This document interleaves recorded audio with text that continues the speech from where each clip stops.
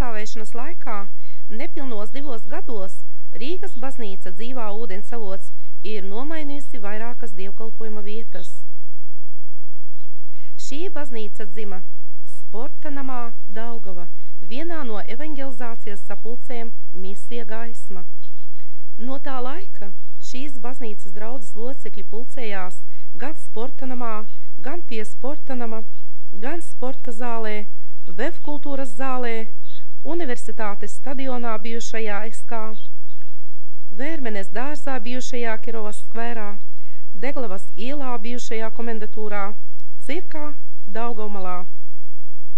Mainījās adreses, mainījās dievkalpojuma laiki, un tādēļ ļoti liels skaits cilvēku, kuri iepazina Jēzu kā savu glābēju, šajā baznīcā un slēdza ūdens kristības derību, aizgāja citās kristiešu baznīcās uz turieni, kuriem bija savi personīgi nami un pastāvīgi dievkalpojuma laiki.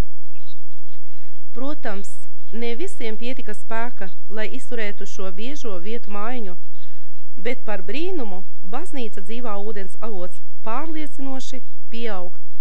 No šīm biežām vietu maiņām un pārbaudēm viņas draudzes locekļi mācās pacietību, pieaug ticībā un ar prieku slavē Dievu jebkurā vietā. Rīgā, Vietalvas ielā pie 55. skolas, starp dzīvojamām mājām stāv nepabeigta ledaina ēka. Tad lūk, šajā ēkā, bez logiem un durvīm, kur ir tikai betona grīdas, kiegeļi un metāls, 1. jūlija izejamās dienās baznīcā dzīvā ūdens avots notika 4 dievkalpojumi, un neskatoties uz dažādām nērtībām, Dieva vārds tika slavēts un godināts.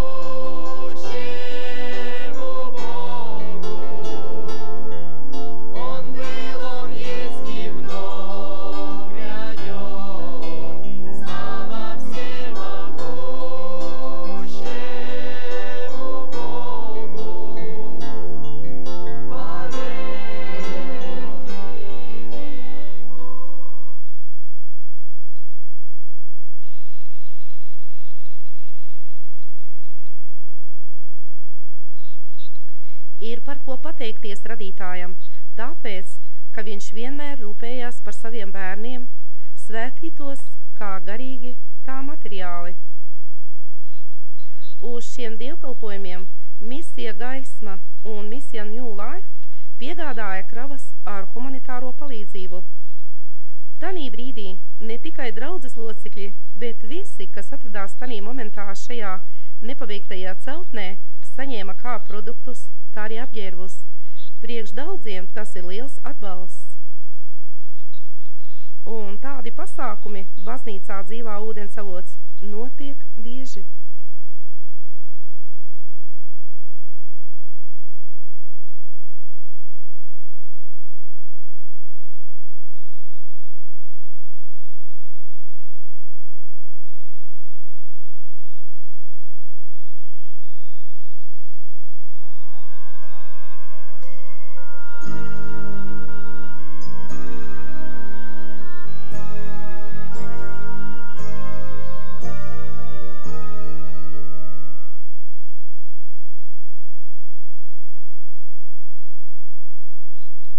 Bet galvenais, kas cilvēkus šeit pievelk, tā ir garīgā barība, un visi ar lielu uzmanību ieklausās Dieva vārdā, kuru sludina mācītājs Vasīlijs Filimonovs.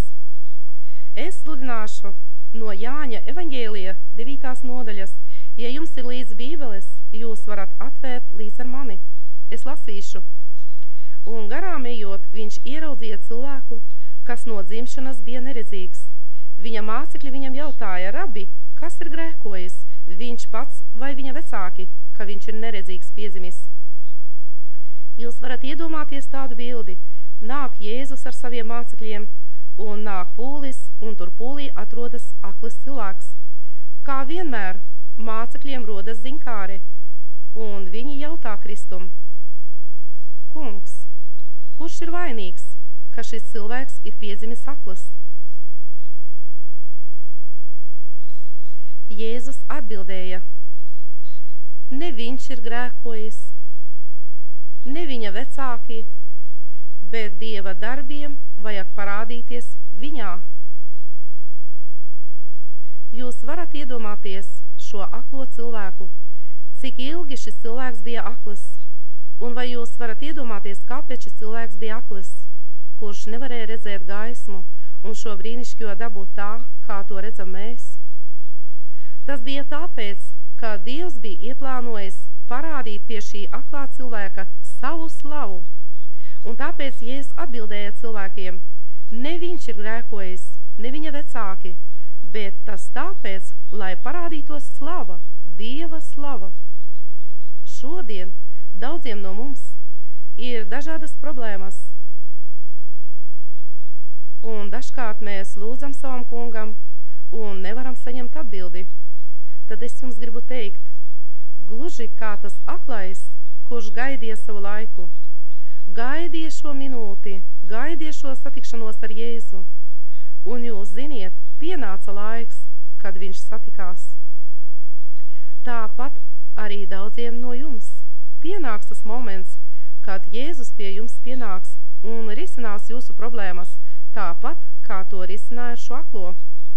Un mēs lasām tālāk, kur Kristus saka 4. pantā: Man nākas strādāt tā darbus, kas mani sūtīs, kamēr ir diena, nāk nakts, kad neviens nevar strādāt. 4. pantā Kristus teica ļoti zīmīgus vārdus. Šie vārdi šodien skar katru no jums. Viņš teica: Man ir jāstrādā, kamēr ir diena. Mani dārgie, mīļotie draugi, kamēr ir laiks, mēs arī strādāsim priekš mūsu dārgā kunga. Kamēr ir laiks, šis laiks ir ļoti īss, bet viņš ir, un mēs varam ar jums strādāt priekš mūsu kunga. Tāpēc, kā Jēzus Kristus saka, kad atnāks nakts, tad neviens strādāt nevarēs.